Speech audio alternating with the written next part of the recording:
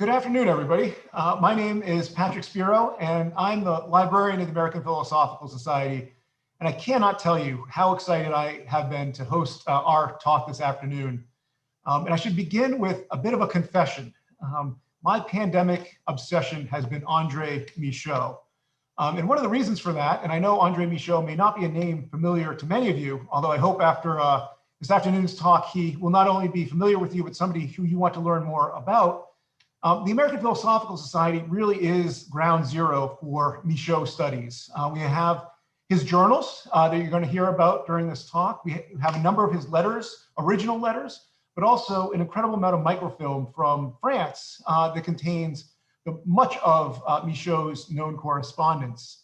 And as I've delved into Michaux's life, going through his journals, which we have, the journals of Michaux's time in the United States, all 7 of them. You can see them, they're pocket-sized journals. You can imagine André Michaux carrying these around with him as he spent 10 years in the United States serving the French government. As I've learned more about Michaux, I've realized that he may have been the greatest explorer in North America in the 18th century, and he was certainly one of the leading natural historians and botanists of his era. To give you a sense on what he did, you're going to hear more about it. During his 10 years in the United States, Michaux sent between 50 and 60,000 trees to France. The French had spent almost 20 years in war. Their forests had been depleted for military reasons, building a navy, supplying the troops, and they were desperate to replenish these forests. And so Michaux sent 50 to 60,000 trees from North America across the Atlantic to France. He also discovered dozens of plants and identified new species. And the amount that he traveled was absolutely astounding. He traveled as far south as Cape Canaveral in Florida, as far north as the Hudson Bay, and as far west as the Mississippi.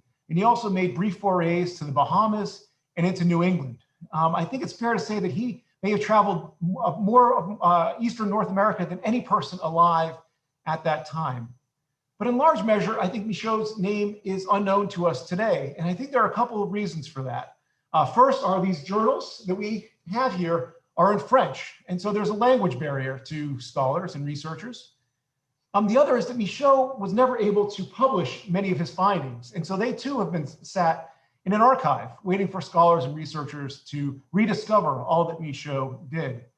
Now I have to tell you, I hope that this is going to change. And I think one of the reasons it may change is because of the work of Charlie Williams, Elion Norman, and Walter Kingsley Taylor. All 3 of these scholars have been dedicated to stewarding and preserving Michaux's memory and legacy.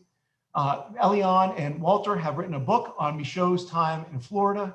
Charlie has written a number of articles and essays on Michaux, studying his time in Philadelphia, exploring his legacy, and editing a number of volumes of Michaux's writings and books about Michaux. And I think, and they've hosted a number of conferences, and I should also mention that Charlie is the chairman of the André Michaux International Society, that I hope some of you will think of joining after you hear more about Michaux and his remarkable life. And the culmination of all this work is this book that they're going to be talking about today. It is an incredible work of scholarship. What they have done in this tome that is very, very readable, and I hope everybody will buy it. It's available on Amazon and also at the University of Alabama Press. They have translated all of these French documents into English. They've included a number of important essays that contextualize Michaux's life. And what has really blown me away is that in these journals, André Michaux may visit somebody in, say, Tennessee, and they've identified who this person is and reconstructed this person's biography, a brief biography in the footnotes. So you can really completely reconstruct André Michaux's life in the United States. And anybody that wants to, reading this book, will be absolutely blown away by what Michaux did and accomplished and saw. And so before introducing them, I just want to thank them for this incredible dedication to Michaux and this incredible work of scholarship. And I'm so thrilled that we're able to share this work with the rest of you so that you can learn more.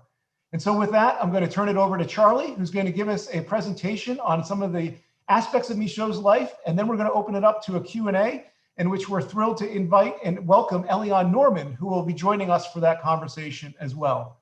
And so with that, Charlie, the floor is yours.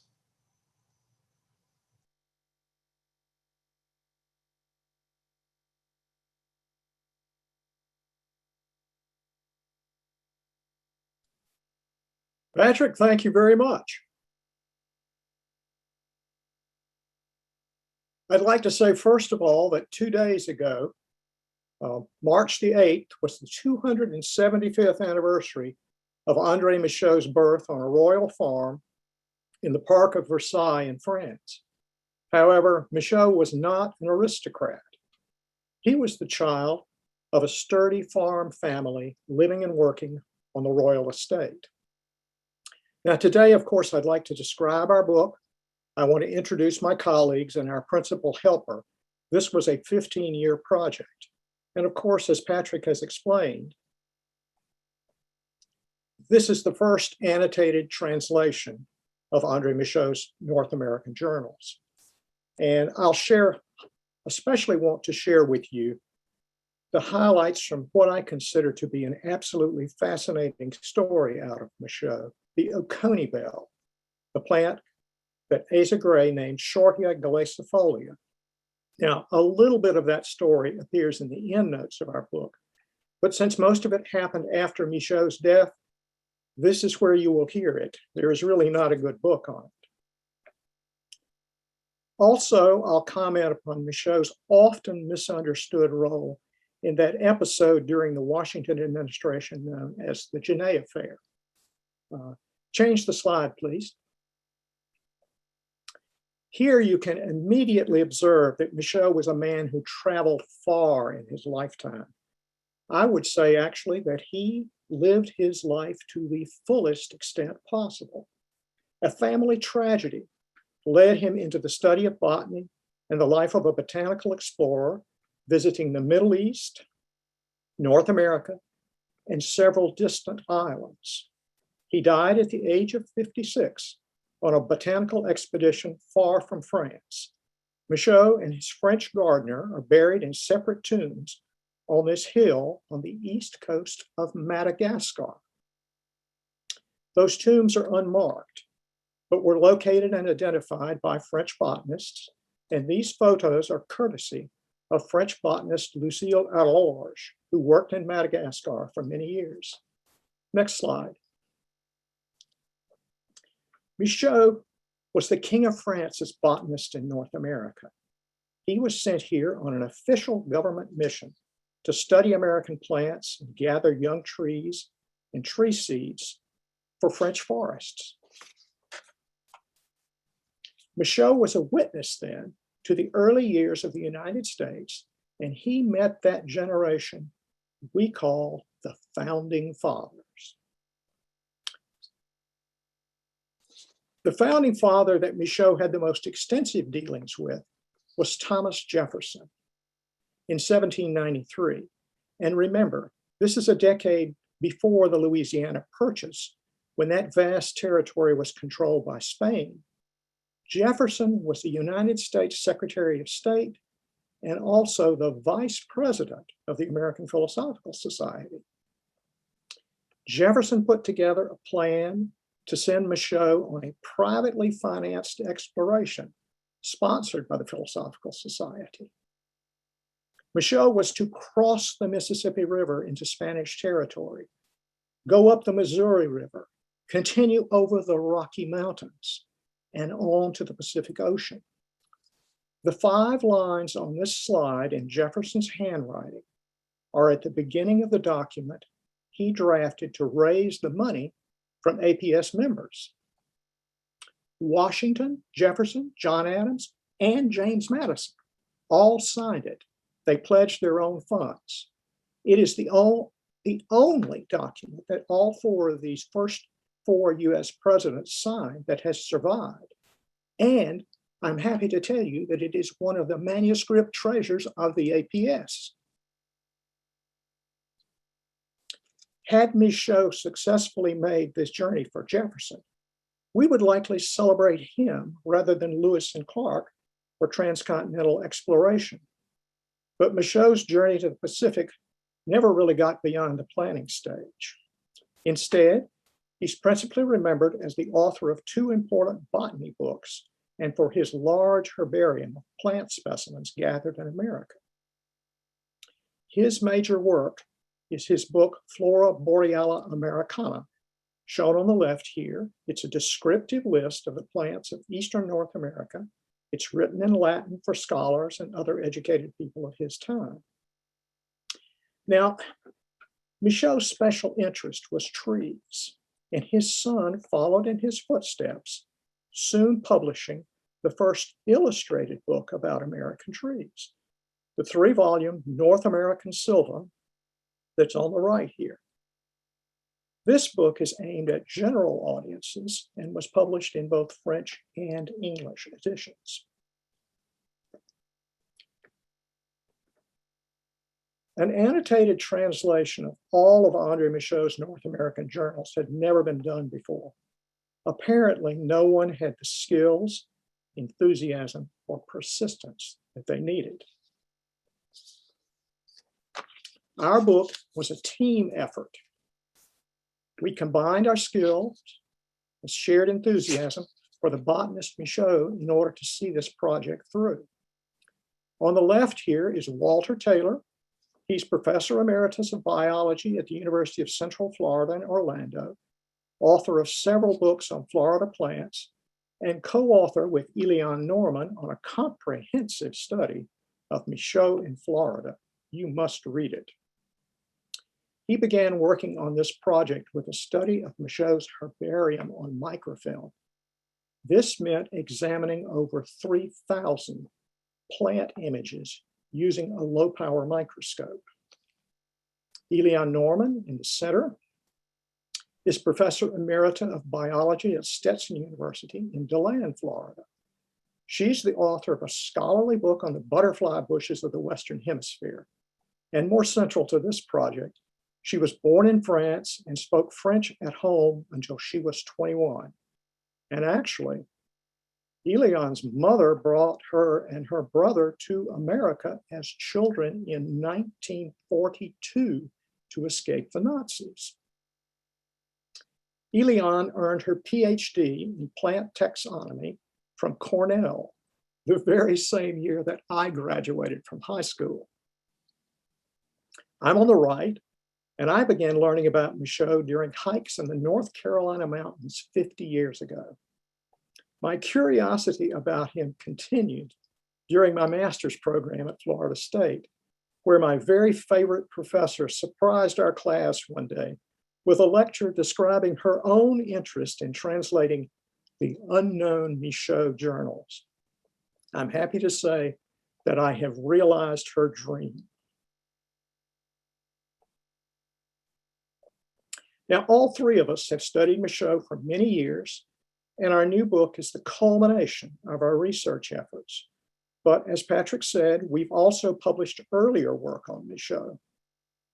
Walter and Elian collaborated on this in-depth study of Michaux's 3.5-month journey to Florida.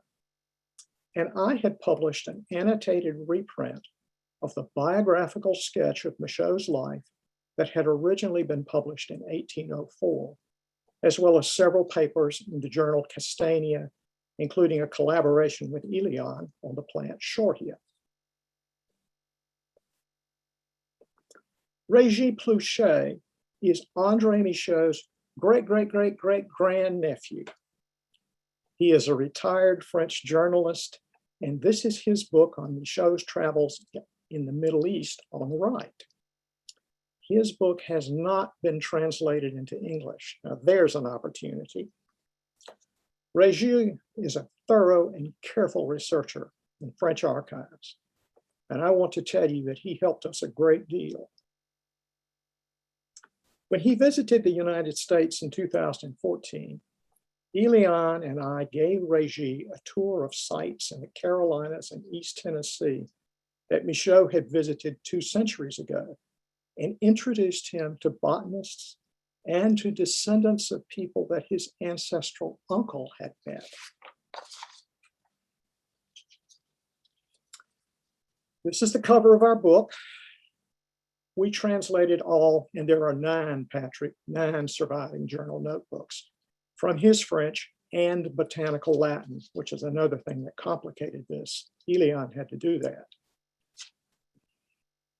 We added letters and excerpts from letters to complete the narrative, and to add new information that is simply not found in those journals. So, our book is a narrative of André Michaux in North America in his own voice, translated into English. And as Patrick explained, our annotations let you know what lies behind his brief journal notes. We do things like identify the people he mentions.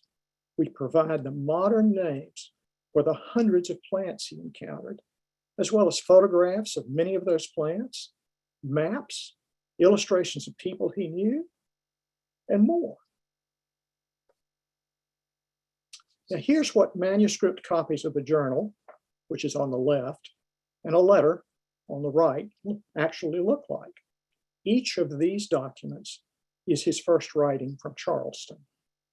The journal is small. You saw Patrick handle it. It's only about 5.5 inches tall.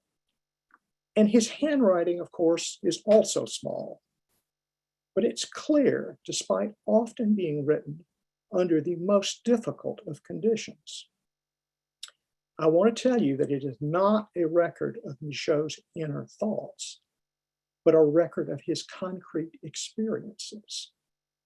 There is also a printed transcription of the journal in the original French, published in APS Transactions in 1889. Again, that is a transcription, not a translation. There are no transcriptions or translations for most of the letters. All we have for the letters are usually the manuscripts, but many of them are on microfilm at the APS. This is an enlarged excerpt from a long letter that Régis Pluchet located in the French archive. I hope you can read this list of Latin plant names on your screens. This letter has been unknown until now, and it's proof that Michaux's letters and archives have yet to give up their secrets. It's written from America, and it's a list of plants that Michaux wants shipped to him so that he can, quote, multiply them in America. Michaux wanted all these plants to give as gifts to Americans. Now, we reproduced and analyzed key portions of this letter in our book. The asterisks are Michaux's asterisks. Those identify plants that have to be obtained from a special nursery in France. Now, if you're on a screen too small to read the underlined names, they are Camellia japonica, Mimosa, Tia viridis. Now that's all now known today as Camellia sinensis. That's the tea plant. And ginkgo. Plants on this list clearly made it into his gardens.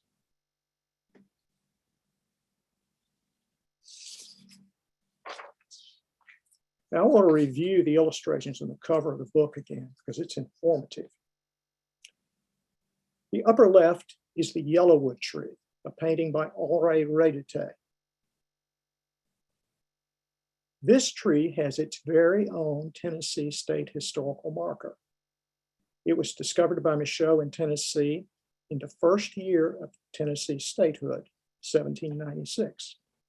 And I want to tell you that 20 years ago, I hugged a giant old yellowwood in Bartram's garden there in Philadelphia that was a gift as a seed to the Bartrams from either André Michaux or his son, François André Michaux. The upper right here is an excerpt from the journal describing Michaux's climb of Grandfather Mountain in North Carolina. Michaux was the very first person of note to climb Grandfather Mountain. He reached the summit on a clear day, and of course he thought he had climbed the highest mountain in North America. So he celebrated by singing the new French national anthem, La Marseillaise.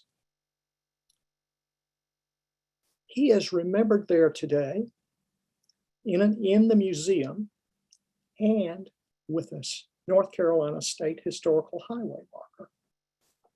The lower right is Pinknia, a painting by Pierre-Joseph Reduté. It's named for Charles Coatsworth Pinckney, who was a Charleston friend of Michaux's, who was a very prominent man. The lower left now, that's a map. That's a hand-drawn map by Michaud of New York and New Jersey, where his first garden in America was located. Now, this is my wife, Lydia, and James McClellan III. James McClellan III is the man who wrote our introduction to our book. Just tied everything together, put Michaud with all of the other great botanists of that period. They are at the site of Michaud's New Jersey garden about 20 years ago. That site is not marked in any way as a historic site. While the ground, the New Jersey garden, is unmarked, it does live on in the scholarly literature. The Charleston garden was larger, but no part of it is a garden any longer either.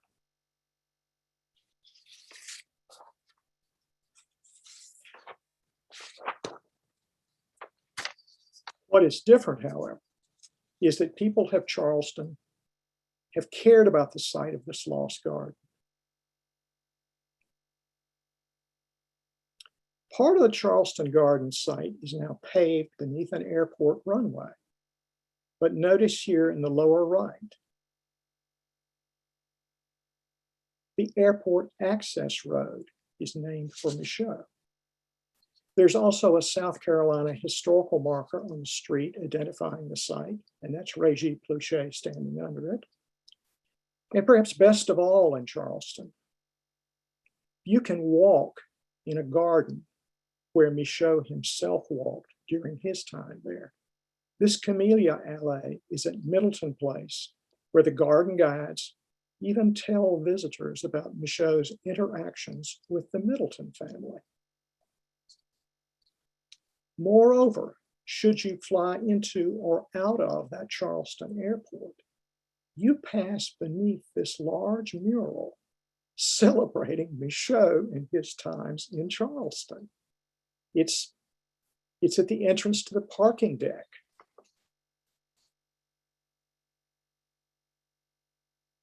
Now, his job required Michaud to travel.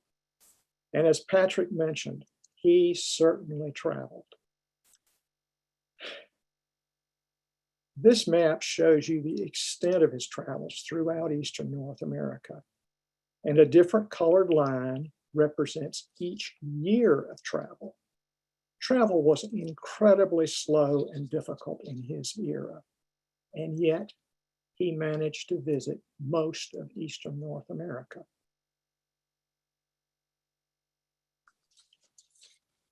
Now I'd like to talk about one journey that's outlined in that sort of awful pinkish color on this map. Too many reproductions of this, I'm afraid, to save the original orange color. First, I want to do this because I think this is probably Michaud's most important single journey in America. It made him a wilderness explorer. It was his initial adventure in the American backcountry, and it was his first contact with Native Americans. In this case, it was the Cherokee, who were peaceful at that time. Second, during this journey, he discovered the plant that has become almost synonymous with him, Shortia, or the OCONEE bell. Of course, he was not the person to name it. That didn't happen until decades later, and I'll talk about that in a minute.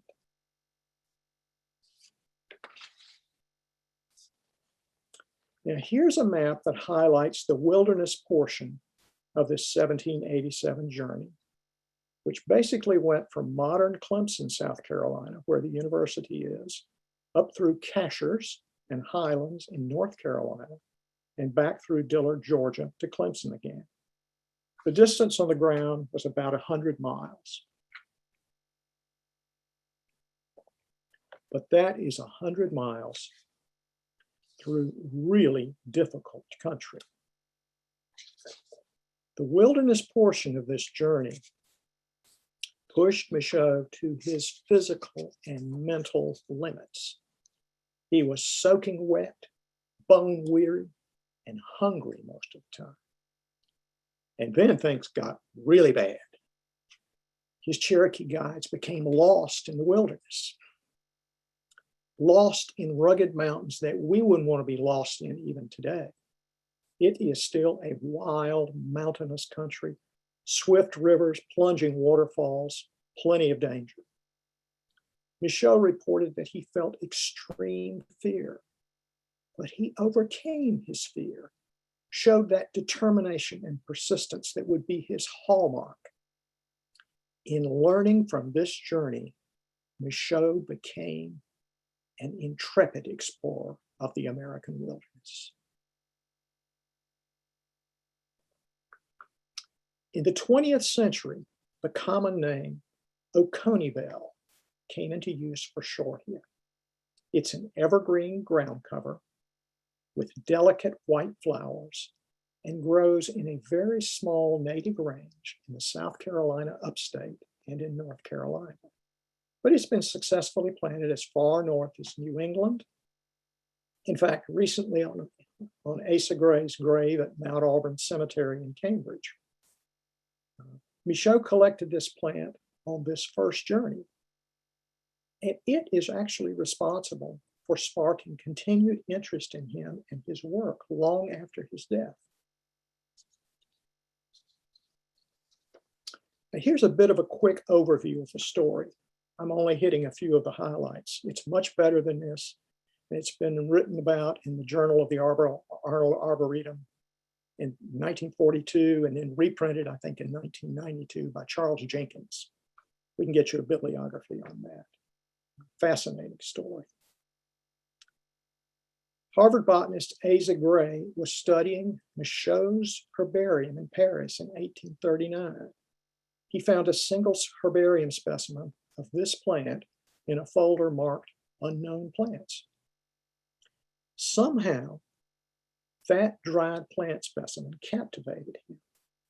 He persuaded the French curators to allow him to name it and to give him a leaf to take back to Harvard. So Gray named it for a friend, Charles Short. He was thinking that Short would go out and find his namesake plant, but Short didn't even go look. So Gray, who was on his way to becoming the dean of American botany, Gray came south and searched himself. And then he sent others to the Southern Appalachians to look in the area where he was certain Michaux had found it. They all looked, and they looked some more. Nobody could find Shorty.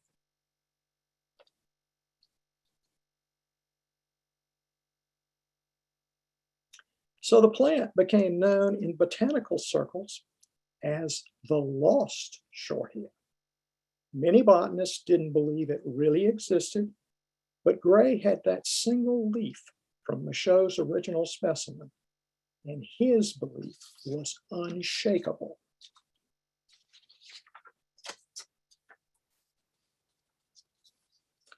Decades later, a tiny population of Shortia was discovered along the Upper Catawba River in North Carolina. Gray and a group of friends came to North Carolina to visit the site the following year. Two of the people who accompanied him were Charles Sprague Sargent, founding director of Harvard's Arnold Arboretum, and Mr. John Redfield of Philadelphia. Then, a few years later, Sargent, again searching for plants in the South, found acres and acres of Shortia in South Carolina near the headwaters of the Kiowa River. Sargent also promptly found a passage in Michaux's journal that seemed to him to fit Shortia. And in the 1880s, Sargent declared Michaux had discovered Shortia in the winter of 1788, in December. This led Sargent and Redfield to collaborate on a transcription of the handwritten French in all 9 of those surviving Michaux journal notebooks that was published by the APS in 1889. Sargent gets that bibliographic credit, but in his introduction, he personally gives Redfield the lion's share of the credit for doing the work. Sargent's report of the winter of 1788 discovery inspired romantic stories in books and magazines for the next century. And no one ever told this story better than Donald Coolross Petey. Then, in the 1960s and 1970s, Clemson University professor Bob Zahner retraced Michaux's route, and he determined that Michaux had actually discovered Shortia in the Jocassee Valley in June of 1787. The herbarium specimen didn't look right to have been collected in December. Until Zahner's study, almost everyone had believed that Michaux discovered Shortia in December of 1788. Now, you can still see Shortia growing wild on trails in the Jocassee area, but now the valley where Michaux walked is a hydroelectric lake. Now, around the same time Bob Zahner was working out when and where Michaux found Shortia, and the Duke Power Company was flooding the valley to create Lake Jocassee, the Shortia story took a twist in France. And the catalyst was a French-speaking gardener from Charleston, South Carolina. In March 1974, French teacher and gardener Lucile Maclennan, whose 5th great-grandfather had hosted Michaux one evening in 1788 on the Broad River in Georgia, Lucile visited Michaux's herbarium in Paris. There, after searching for the famous specimen, she pointed out to the French curator that it was missing. This specimen that Asa Gray studied in 1839 was missing. So now the celebrated lone specimen of the lost Shortia was also lost. Now the French curators in the herbarium diligently searched for it, but it really was completely lost. Lucile Maclennan's role in the Shortia story is documented in this letter. Lucile is now 100 years old, still living in her own house, and I am happy to say enjoying her garden.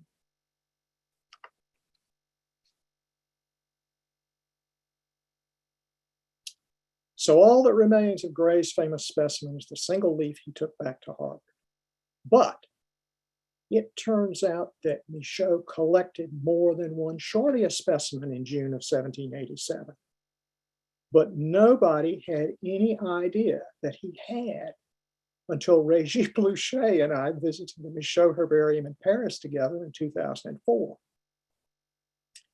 Our visit put in motion a staff search that led to its discovery the very day after our visit. The second specimen was found in the herbarium of one of Michaux's colleagues, Anton Laurent de Jésus. Michaux had given this duplicate specimen to Jésus in 1797. Absolutely no one knew about a second specimen, certainly not Asa Gray, because it wasn't even donated to that Paris herbarium until 18 years after Gray's visit. Eliane Norman made a solo visit to the herbarium specimen after Régis and I, and she's also involved in a big way. She spotted the specimen before Régis had even been notified, and Eliane then drafted a professional paper announcing its discovery to the botanical community. You will remember that it was Bob Zahner who determined that Michaux had found Shortia in Jocassee in 1787. Here he is in 2005, explaining it to South Carolina State Parks naturalist Tim Lee. Tim leads the public on Shortia hikes at Devil's Fork State Park at Lake Jocassee each March. Now, 2 years later, Tim Lee and I partnered with Patrick McMillan at Clemson and retired Duke Power biologist John Garton to stage the OCONEE Bell celebration to mark the 225th anniversary of Michaux's collection of Shortia in the Jocassee Valley.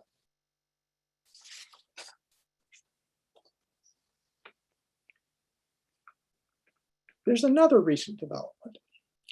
Asa Gray's companion in 1879, John Redfield, the actual transcriber of those journals, left his own journal that was unknown to science or history. Redfield's great-grandson, John Marsh, heard about this manuscript his family had, became interested, and transcribed and published it. Redfield's journal reveals that Asa Gray and his friends were all feeling ill the day they finally saw Shortia in North Carolina. What a disappointment that must have been. John Marsh now regularly comes south from his home in Pennsylvania to enjoy Bellfest. This is Shortia's own annual festival held in March when the plants are flowering.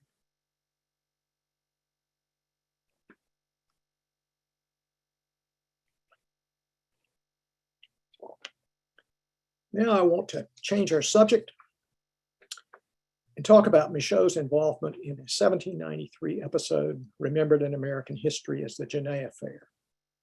Michaux is often mentioned in footnotes at this particular point in American history. I am not going to go deep into the broader story, simply a little bit about Michaux's role in it. But first, in 1792, Michaux made what I consider a really daring exploration into the Canadian wilderness. He went all the way north to the latitude of Hudson Bay. This difficult journey only seemed to inspire and invigorate him. Returning to Philadelphia afterwards, he began conferring with Jefferson about the transcontinental expedition that Jefferson wanted to launch. Jefferson and Michaux had not reached complete agreement on the Western expedition when France sent a new minister, we would say ambassador, to the United States. The Girondins were in charge in Paris. They were expansionist revolutionaries who wanted to spread the ideals of the French Revolution around the world. Citizen Genet, the new French ambassador, arrived in Philadelphia and Michaux met with him. Of course, as a French government employee, Michaux would meet with the new French ambassador. Genet was a charismatic man, steeped in the ideals of the French Revolution, and he soon claimed Michaux's services for France. But we know today that Michaux was already becoming a supporter of the revolution. He was a French patriot.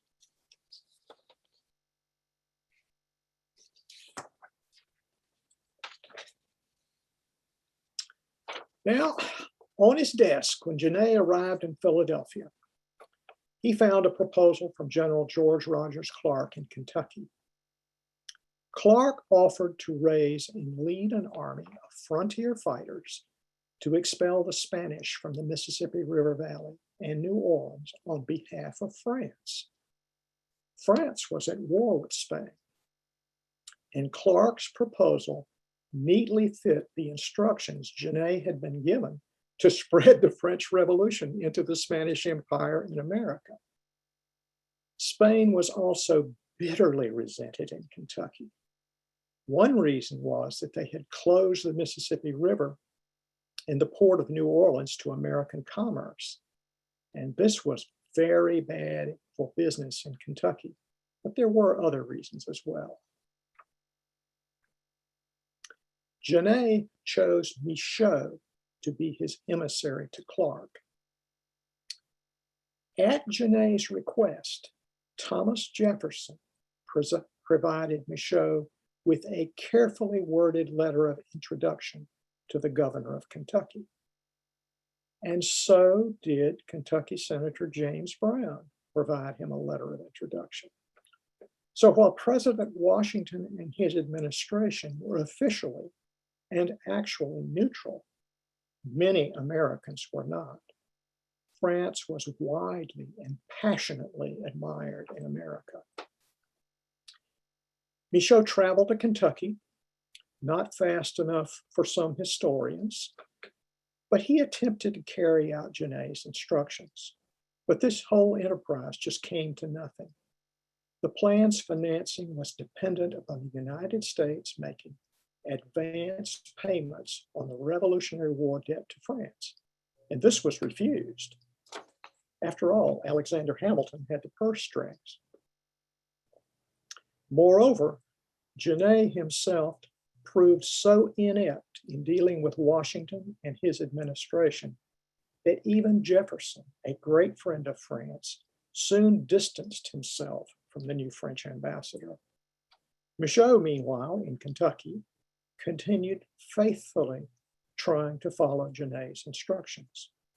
He even tried to raise money for the expedition from Kentucky merchants with the help of the Kentucky Attorney General, who was Senator Brown's brother. Michaux's mission was no secret in Kentucky, and people quietly approved of what he was doing. Michaux soon returned to Philadelphia to ask Genet for more money for Clark, but the plan had already unraveled in Philadelphia and Paris by then.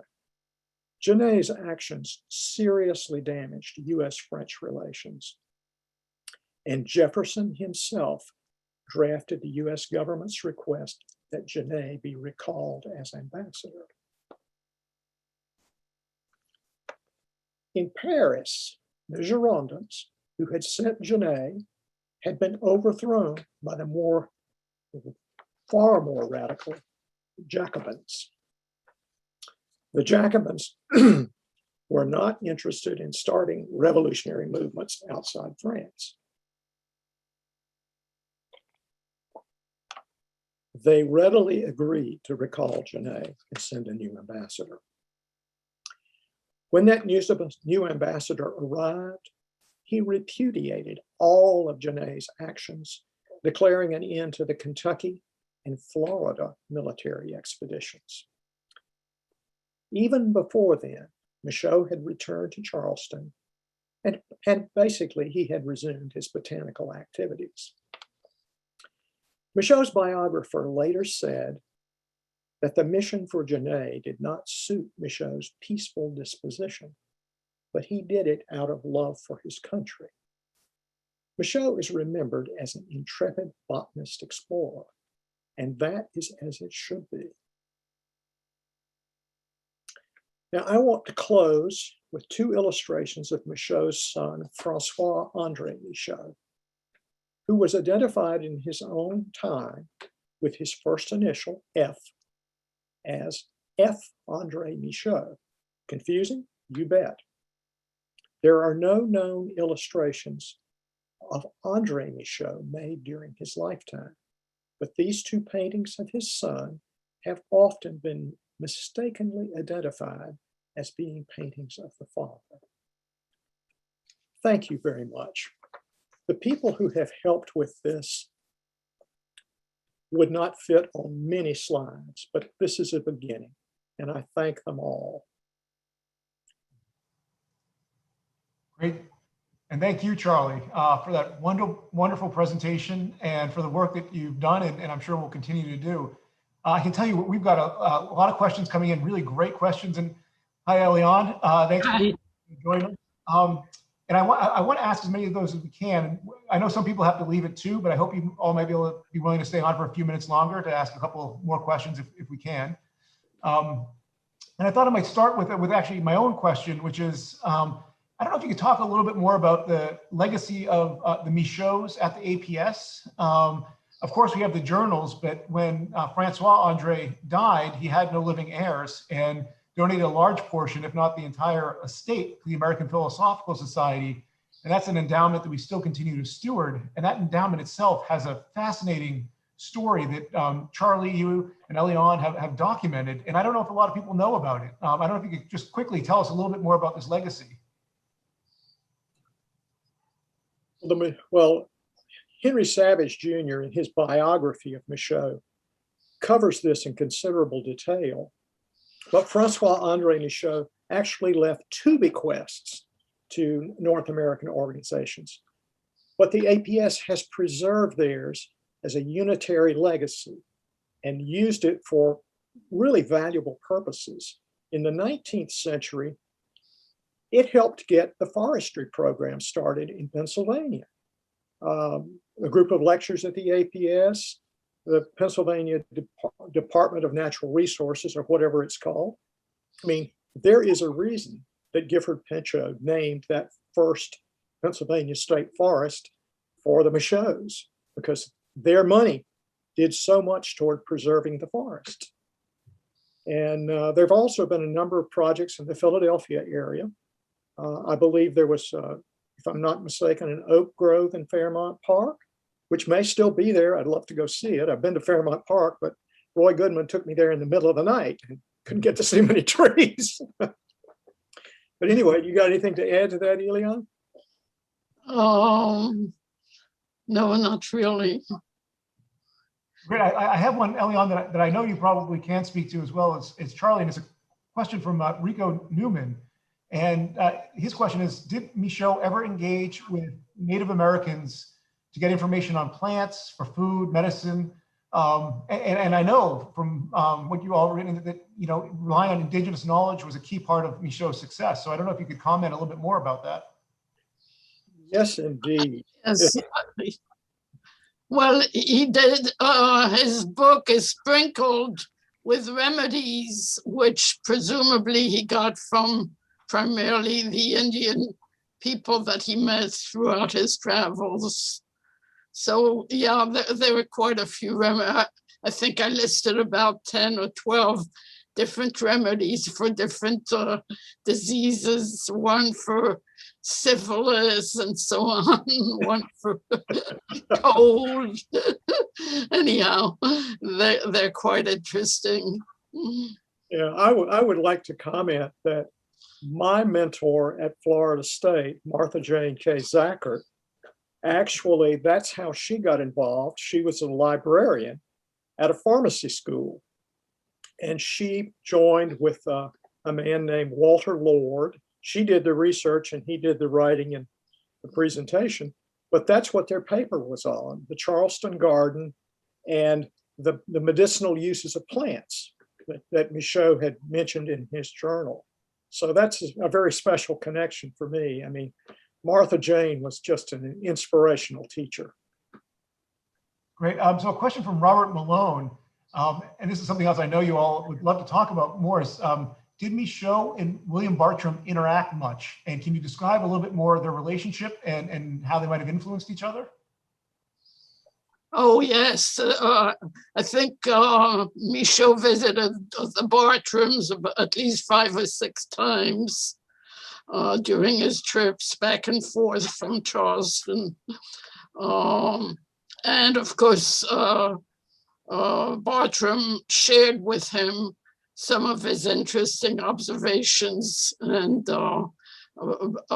gave a chance for Michaud to go back there and look for these plants. And of course, he went to many places, but he didn't always find them. Well, I think one of the interesting things that Eliane translated in one of the later letters that's actually not in the APS collection, but a letter to Francois, where Michaud comments to his friend, the minister of the Swedish church there in Philadelphia, that he won't have to share any of the seeds that Michaux is sending to him with the Bartrams, because Michaux is already sending seeds to the Bartrams of everything that he finds. So I thought that was quite interesting. They really got along very well, I think. And he also got along with John Bartram Jr., who was in charge of the garden. I think there was a close relationship between those two. I think the person was Nicholas Collin, if I remember. Yes. You know, what's interesting to me is they seem to have struck up a real friendship and correspondence after that failed expedition. Collin was one of the chief fundraisers at the APS. We know, looking through the records, that the APS succeeded in raising the money, acquiring the money, and Collin was the chief fundraiser, and Michaux and him seem to have struck up a real friendship after that. I think you're absolutely right. I mean, Michaux once wrote him a letter, which Eliane translated. She got it from Sweden, where Michaux started writing the letter in French, and in the middle of it, something happened, and he finished it in English, which is fascinating to me. Another question coming from Luann Molinar is, are any of the plants that Michaux documented extinct today?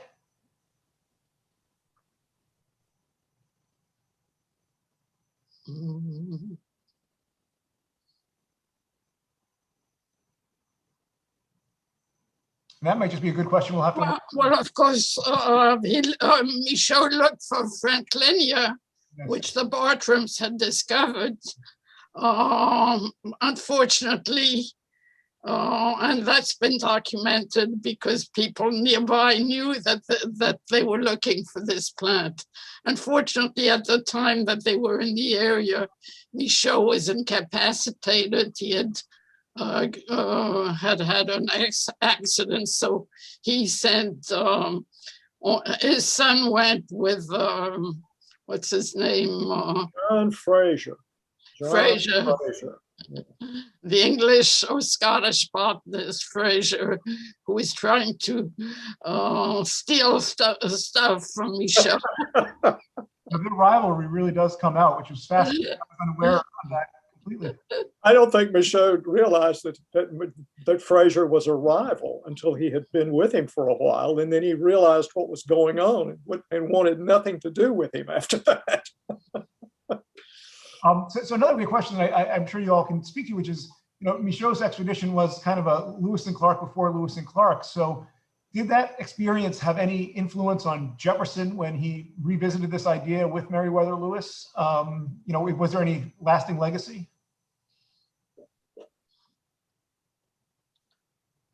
Well, he certainly made his plans, and I think you see in the Lewis and Clark expedition the way it's planned and the instructions that set of instructions for Michaux are really kind of a dry run. We printed a good bit of that in our book, straight from the Library of Congress. Great. So another question from Julieta Rodriguez is, can you talk a little bit more about how Michaux traveled? By horseback, by foot, by canoe? Like how was he able to make it all the way almost to the Hudson Bay? And what type of animals did he rely on? She's particularly interested in donkeys, but what other animals might have he utilized? Oh, I want to answer this, Eliane. Michaux had a relationship with horses, kind of like we have sometimes with old malfunctioning used cars. Horses, I think he rode them to death. There's a whole series of incidents in there where horses ran away from him. One of them, he went to visit somebody one time and the horse died while he was there. And his host lent him a horse to come back to his garden. And he then gave the host a series of valuable plants, in the horse's saddlebags when he sent it back. So he used horses for for on land as his fastest means of travel. He also walked a lot, quite a lot. I think many times he probably walked barefoot because he was deathly afraid of snakes. And he was able to penetrate into Canada so easily because he had the cooperation of the Canadians, and he hired some Indian guides. They had two very large birch bark canoes, and they had to carry them, between watersheds. But they penetrated for weeks into Canada, basically either paddling or floating. I followed him all the way up to Lake St. Jean, but I drew the line at going up the Mistassini River because that's a whitewater river. And I didn't think going upstream was exactly how I wanted to spend the rest of my vacation on a whitewater river, coming down maybe, but not going up. I want to say a few words about the Canadian expedition. The fact that he knew that the flora there was not that rich, but what he was trying to figure out was the plant geography, the distribution of the different trees. He mentioned this is the last limit of this and that species and so on. And of course, he noted how stunted everything was as he went up further north. So he was very interested in plant distribution. Two more questions, then I have one for myself if we have time. The first is from Jean Wolfe, and she's asked if you can talk a little bit more, not just about the Bartrams, but William Hamilton, who's at the Woodlands and had a botanical garden. There's Nicholas Collin in Philadelphia that we just mentioned. Botany was really a prominent endeavor for a lot of Americans, a lot in Philadelphia in particular. But there's also this incredible plant exchange that was happening with England, with France. So can you maybe take us back a little bit and talk more about botany at this moment and how important it was and how it was really an international kind of endeavor? Well, there were these incredible connections with the Bartrams there in Philadelphia. I mean, they were the premier American plant exporters for the period from the 1730s, all the way to virtually to the end of the century. And Hamilton was this fabulously wealthy man who would import trees from Europe to Philadelphia. He had the very first ginkgo in the country, if I'm not mistaken. And I believe that Michaux gave him the what is it? I'm trying to remember. Joel Fry reminded us of it just fairly recently. Help me out, Elian. It's that tree. Oh, those trees, yeah. Those trees that Michaux brought back from the Middle East. Yeah.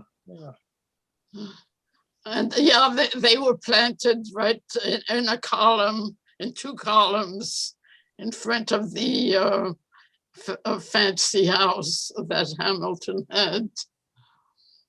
Unfortunately, they died in the year 30s, I think, in a storm. That's 1930s, though. 1930s, yeah. That's a good lifetime for a city tree. So the question I wanted to ask is, we've talked a lot about Michaux in science, but can you talk about his own political evolution? Because he was born on a farm that was owned by the king. He had his studies had been supported by the crown and the patronage network that existed before the French Revolution. And then he's in America for these, enormous events that completely upend French society, French government, the French Revolution. He's watching it from afar. How do you see his political evolution happening, especially since he's a Frenchman that's kind of remote from everything? Even though he was supported by the king and he was tutored by the Lemonnier, who was the king's physician, don't feel that, you know, he was overwhelmed by being a real royalist at any one time.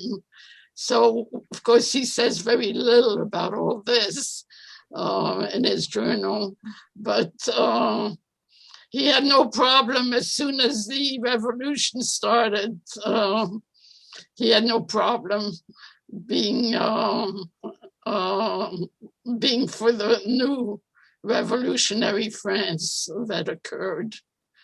I mean, well, it shows up in his singing and the fact that he was active in societies in Philadelphia that promoted French equality, fraternity, etc. So, you know, I don't know that there was a very strong shift from one to the other. At least that's my impression. I think also we need to take into consideration that the people he's traveling with in America, traveling and meeting in America, almost all of them are Revolutionary War veterans. These are people who literally sometimes shed their blood for liberty. And I don't think that, you know, he could not fail to notice, you know, the spirit that they had. And I remember there's one particular person in Western North Carolina he visited 5 times. And that man was one of the first people in North Carolina to urge, you know, separation from Britain. I mean, he was a firebrand revolutionary in 1775. So he wasn't in Boston. He was in the backwoods of North Carolina, but he's still a revolutionary. And this is the kind of people that Michaux is meeting. So it's as Elian said, he wasn't a dyed-in-the-wool royalist, but he sure was a revolutionary by the time it was all over. And that's great. And we've run out of time, but you know, the story of what happens when he returns to France is you know, fascinating in itself. You know, he continues to struggle. He is not really well recognized for his contributions, and then he has to travel at the age of 55, 56, all the way to Madagascar on an expedition where he passes away. And all of that is also documented in your book. And so I hope all those that have tuned in will check out your book to learn more about Michaux. And I just want to thank you again for this incredible contribution, not just this one, but all that you've all made throughout the course of your career. And it's been a pleasure to have you here. Thank you.